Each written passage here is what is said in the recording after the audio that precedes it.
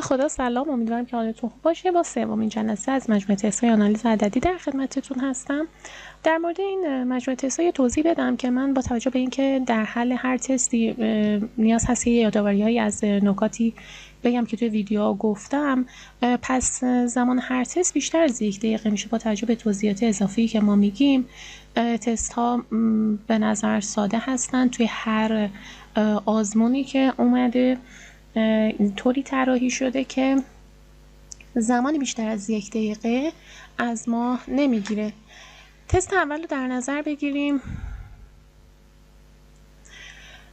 تست اول که در آزمون کارشناسی ارشد سال 86 اومده بود، در مورد برای خطاها در زمینه مبناها تست طرح شده. من گفتم که در زمینه خطاها حتی امکان 1 یا 2 سوال هست.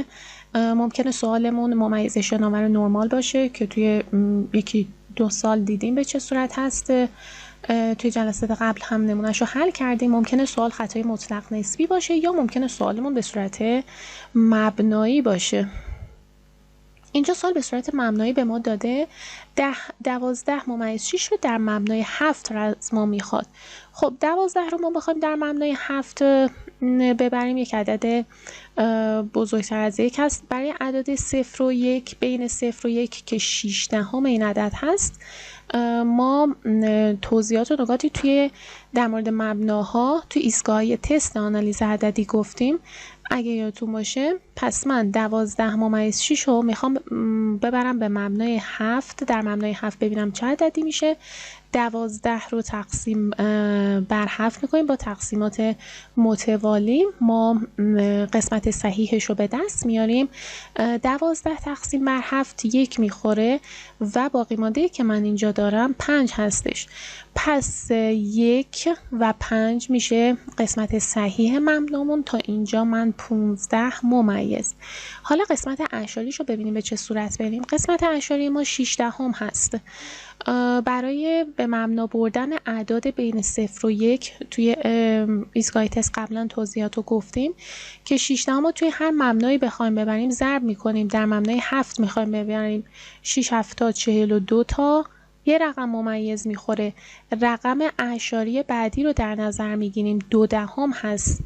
12 رو ضرب در 7 میکنیم. این روند 2 تا زمانی طی میکنیم که تکرار میشه و به دوره تناوب میرسیم.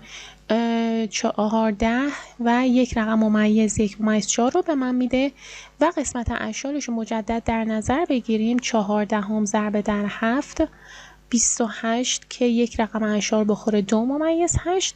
8 ضرب در 7 برابر میشه با 56 که یک رقم اعشار 5/6 رو به من میده. و اینجا دقت کنین، من مجدد به 16 رسیدم. قسمت اعشارش رو در نظر بگیریم. پس تکرار شد. چون توی گزینه ها هم دقت کنین همشون با دوری تناوب تکرار شده هستن. مثلا آیا جواب من 412 هست یا 4125 یا 4152؟ خیلی جواب ها به هم نزدیک هم هستن و من باید کدوم قسمت ها رو در نظر بگیرم؟ باید این قسمت هایی رو در نظر بگیرم که قسمت صحیح اعداد به دست اومده ما هستن. 4 1 و به ترتیب هم دقت کنیم می نویسیم 2 5 4 1 2 5 که تکرار میشه. یه روند تکرار شونده داره. پس ما 12/6 رو تونستیم به مبنای 7 ببریم و گزینه 2 جواب تستمون میشه. و اما سوال بعدی که در زمینه خطا هست، در آزمون دکترای سال 91 اومده. نمونه سوال قبلا حالا توی کلاس رفع اشکال، توی گروه رفع اشکال حل شده یا توی ویدیوها. به این صورت هست: در یک دستگاه ممیز شناور نرمال شده برای نمایش اعداد حقیقی در مبنای 7 با 2 رقم مانتیس و روش بریدن، فاصله بین عدد 6 و نزدیکترین عدد قابل نمایش دیگه چند است؟